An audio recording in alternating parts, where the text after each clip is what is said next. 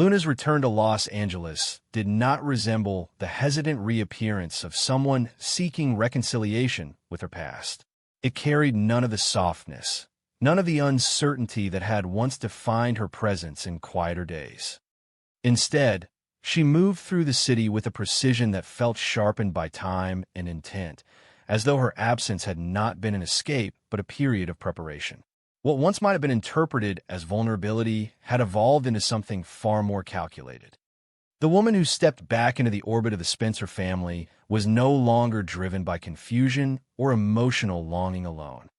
There was now structure behind her actions, a quiet architecture of ambition that revealed itself slowly, layer by layer, in the way she positioned herself within every conversation, every glance, every carefully chosen word.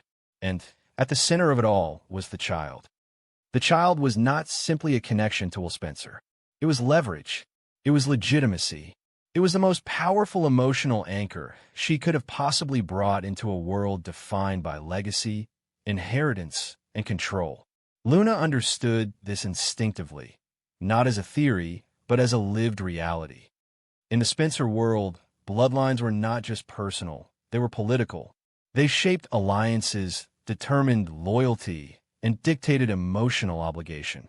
And she intended to use that structure to her advantage. At first, her approach was subtle, almost imperceptible to those who were not paying close attention. To Katie Logan, she presented herself not as a rival or an intruder, but as a young mother navigating uncertainty. She spoke softly about responsibility, about fear, about the overwhelming weight of suddenly becoming the center of another person's world. She did not demand sympathy outright. She invited it through carefully placed vulnerability. To Bill Spencer, the strategy was different. Where Katie responded to emotional nuance, Bill responded to strength. Luna yasti de accordingly. She spoke of determination, of her desire to build stability for her child, of her willingness to endure anything necessary to ensure the child's future was secure. In Bill's eyes, this was not weakness, it was resilience. And resilience, in his world, was something to respect. What neither of them fully realized was that every version of Luna they were seeing was curated. There was no inconsistency in her behavior, because there was no accident in her behavior. Every emotional expression was calibrated. Every hesitation was measured. Every moment of apparent vulnerability was positioned to produce a specific response. And slowly, the Spencer household began to shift around her. But the most significant transformation was happening elsewhere. Will Spencer, where once his life had been defined by choice, it was now defined by obligation. The introduction of the child into his reality did not simply alter his future. It collapsed the boundaries between past and present, forcing him into a role he had not consciously chosen but could not ethically ignore. Luna understood this better than anyone. She did not need to force him to stay. She only needed to make leaving feel impossible. At first, her requests were reasonable. Assistance, presence, emotional support. Then, gradually, necessity became expectation. She began framing her needs not as preferences, but as conditions of stability, for herself, for the child, for recovery. Each step was small enough to appear natural, but cumulative enough to become binding. And then came the shift that changed everything. The illness. Not dramatic, not immediately alarming, but persistent, uncertain, a postnatal condition that required attention, monitoring, care. It was introduced not as a manipulation, but as a complication. Something unfortunate, something beyond control, something that required Will's presence. Always. The timing was precise. Whenever Will attempted to step back toward Electra Forrester or reconnect with Melissa Dillon, another symptom would appear, another moment of concern, another reason why leaving was not advisable, not responsible, not safe. And slowly, without confrontation, his world began to narrow. Electra noticed first, not because she had proof, but because she understood patterns of emotional distortion. What she saw in Luna was not simply vulnerability, it was structure. A structure designed to isolate Will gradually, gently, without triggering immediate resistance. It was not force. It was dependency manufacturing itself in real time. But when Electra voiced her concerns, she was met with resistance she had not anticipated. Katie, emotionally invested in stability, interpreted Electra's warnings as insecurity. Bill, always skeptical of external interference in his family structure, dismissed them as emotional bias. Even Will, caught between responsibility and confusion, began to perceive Electra's concern as pressure rather than protection. And that was precisely where Luna wanted him. Isolated not physically, but interpretively. Separated from those who could challenge her narrative without appearing overtly malicious. But there was one person who did not accept the narrative at all. Taylor Hayes. Where others saw emotional complexity, Taylor saw behavioral deviation. Years of psychological practice had trained her to recognize patterns that did not align with natural grief, adjustment, or postpartum stress. What she observed in Luna was not instability. It was consistency masquerading as instability. Luna's emotional shifts were too precise. Her vulnerability too strategically timed. Her dependency too effectively synchronized with moments of relational tension between Will and those closest to him. Taylor did not accuse immediately. She observed. She documented. She listened not only to what was said, but to what was omitted. And slowly, a pattern emerged that could not be ignored. Luna was not reacting to her environment. She was shaping it. When Taylor finally confronted the situation indirectly, her approach was measured, careful, designed not to provoke defensiveness but to expose contradiction. She asked questions that seemed clinical on the surface but carried deeper implications. She examined inconsistencies in timing, in emotional escalation, in behavioral dependency cycles. Luna responded with composure. Too much composure. Where most individuals under scrutiny would display discomfort or defensiveness, Luna remained calm, almost rehearsed. Her responses were polished, structured, emotionally consistent in a way that did not match the unpredictability of genuine psychological distress. To Taylor, that was not reassurance. It was confirmation, and from that moment the dynamic shifted. It was no longer a matter of suspicion versus innocence. It became analysis versus construction. Taylor began to see Luna not as a patient in distress, but as an operator within an emotional system she understood how to manipulate. Every interaction became a data point. Every emotional reaction became a variable. And Luna, perceptive in her own right, began to recognize that she was being observed differently. Not judged, studied. The tension between them did not escalate publicly. It developed in quieter spaces, in conversations that felt ordinary to others, but carried layered meaning beneath the surface. Taylor's questions became sharper. Luna's answers became more controlled. Each woman began adjusting to the presence of the other.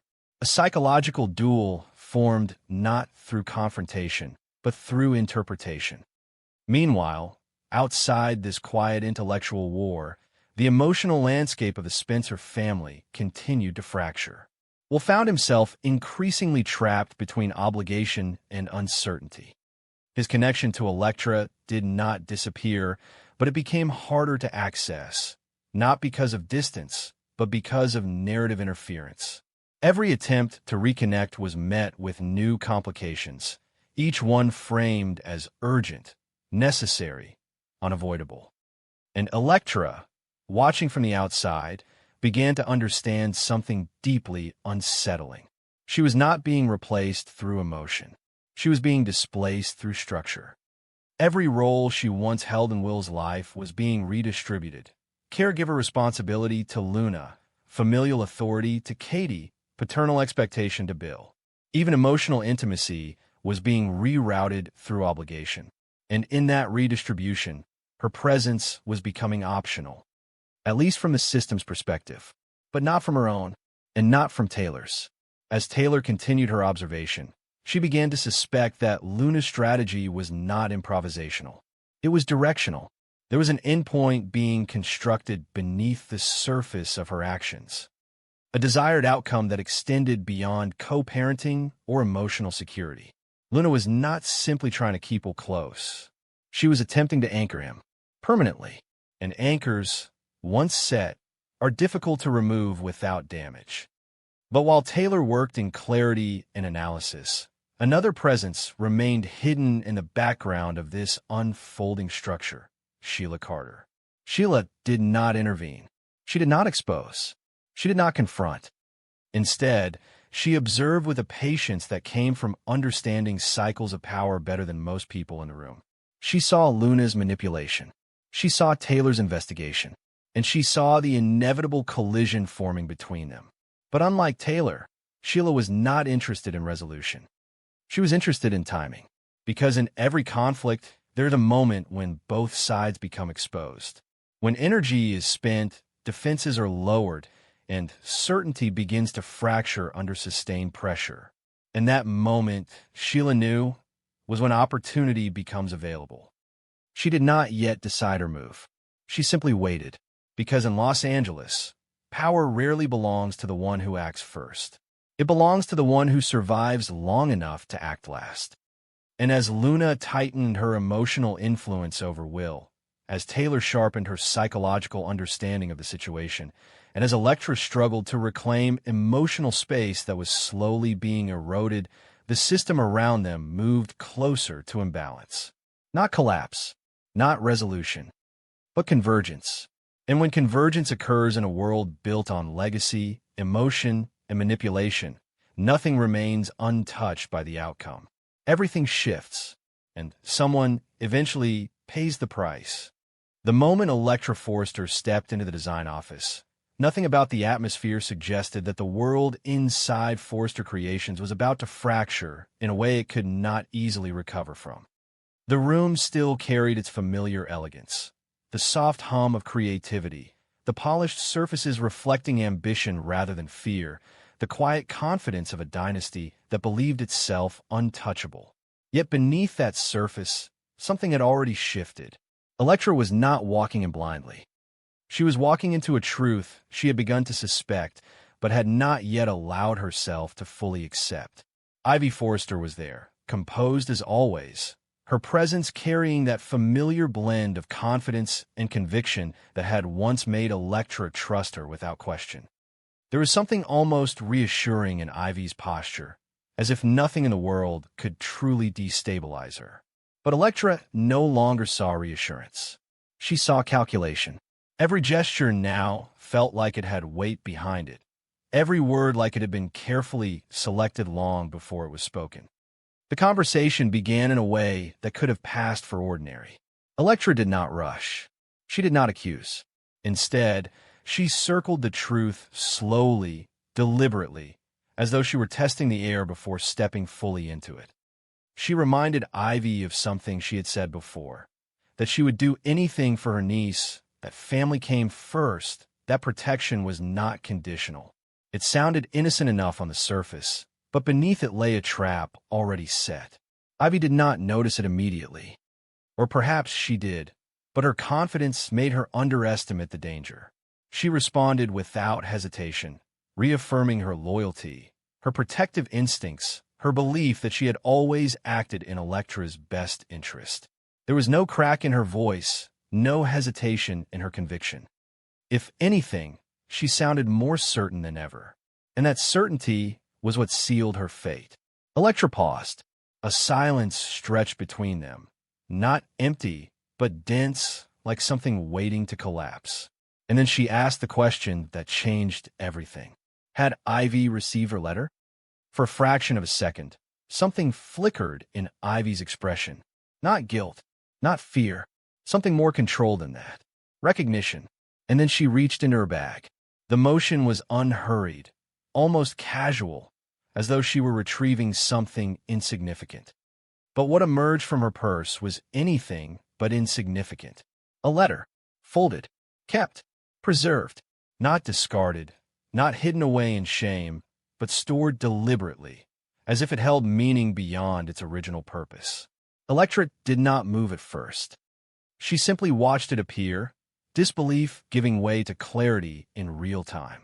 Because in that moment, everything she had feared but refused to confirm became undeniable. Ivy had taken it, not lost it, not misplaced it, taken it. And worse, she had kept it, like a keepsake, like a victory. The realization did not arrive in pieces. It arrived all at once, collapsing every remaining uncertainty into a single, irreversible truth. Ivy had not simply interfered. She had curated the outcome of Elektra's emotional life. As if it were a design project, she had the authority to reshape. The betrayal was not abstract anymore. It was physical, visible, sitting inside Ivy's hand as casually as a personal belonging. Elektra's voice did not rise immediately. There was no explosive reaction, no dramatic collapse into tears or rage. Instead, something colder took hold of her expression. Something precise. Something that suggested she had just crossed a threshold beyond which emotion was no longer useful.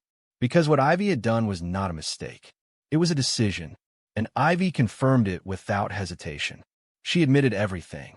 The letter, the interference, the manipulation, the guiding of Elektra away from Will Spencer and toward R.J. Forrester. The calculated belief that she knew better than her niece what kind of love she should have, what kind of future she should choose. And then she said the most dangerous thing of all. If given the chance, she would do it again. There was no apology in her voice. No regret. Only conviction sharpened into something unshakable. Ivy did not see herself as a villain. She saw herself as a protector who had been forced to act in ways others were too blind to understand. But Elektra was no longer listening as a niece. She was listening as someone whose life had been rewritten without consent. And in that moment, something inside her shifted, not into chaos, but into clarity. Because the question was no longer what Ivy had done. It was what Ivy had taken, and what would be required to take it back. What followed was not immediate confrontation. It was silence. A dangerous kind of silence. The kind that does not signal absence, but calculation. Elektra did not raise her voice. She did not expose Ivy in that moment. She did not run to Ridge, or Brooke, or Will. She simply absorbed everything, as though storing it for later use. And that decision, to remain quiet, was far more unsettling than any outburst could have been, because it suggested strategy. And strategy, in a world like Forrester Creations, always leads somewhere irreversible. From that point onward, Ivy's downfall did not depend on a single act. It depended on interpretation, on exposure, on whether Elektra chose public destruction or private dismantling. And both paths carried consequences Ivy could not yet fully imagine. In one version of events, Elektra does not stay silent for long. She begins assembling proof, not just the letter itself, but everything surrounding it. Daphne Rose becomes an unexpected ally, someone who begins connecting patterns of behavior Ivy did not realize were being observed. The manipulation, the interference, the subtle engineering of relationships that extended far beyond Elektra and Will. What Ivy saw as protection begins to resemble something far more systemic when viewed from the outside. When the evidence reaches Steffi Forrester, it does not land as a family issue. It lands as a liability. Ivy's actions are no longer emotional misjudgments. They are operational risks to the company. Theft of private correspondence, interference in employee relationships, behavioral manipulation within a corporate environment. And in that framing, sentiment becomes irrelevant. Ivy is not confronted in anger. She is removed in silence. Access revoked, influence stripped, presence diminished until she no longer occupies the space she once controlled. Not as punishment, but as elimination of risk. In another version, Elektra chooses visibility over subtlety. She waits for the perfect moment, a launch event, a press presentation, a moment when the entire Forrester family is present, when attention cannot be redirected. And there, in front of everyone, she reveals the truth. The letter, the manipulation, the hidden interference. Ivy's presence transforms instantly from respected family member to exposed architect of emotional sabotage. There is no escape route in that version of the story. No private negotiation. Only public collapse. But the most devastating version is neither of those. It is silence. Electra says nothing publicly. She returns the letter to Will. She tells him everything privately. And together, they rebuild what Ivy attempted to destroy. Not with revenge, but with reclamation. And Ivy is left outside of it. Not expelled. Not punished. Simply excluded. Because in Ivy's worldview, influence was everything. Control was everything. Being necessary was everything. But exclusion is something she never prepared for. RJ, meanwhile, becomes an unintended casualty of a war he never knew was being fought around him. He believed he was participating in a genuine relationship, a genuine rivalry, a genuine emotional exchange. But in reality, he had been placed into a narrative shaped by someone else's interference. When the truth reaches him, it does not arrive as accusation. It arrives as collapse of certainty. His connection to Electra, his rivalry with Will, even his confidence in his own role within the Forrester lineage, all of it becomes contaminated by context he did not choose. Will's earlier words return in a new form now, sharper than before, because they are no longer just insults exchanged in anger. They are reflections of instability in identity, magnified by truth. RJ is not a villain, but he is no longer untouched. And Ivy Forrester, standing at the center of it all, finally begins to understand something she never considered. That control, once exposed, does not remain control. It becomes consequence. And consequence does not care about intention, only impact. The question that now defines everything is no longer whether Electra will act. It is how far she will go when she does. Because what Ivy built in the name of protection has become something far more dangerous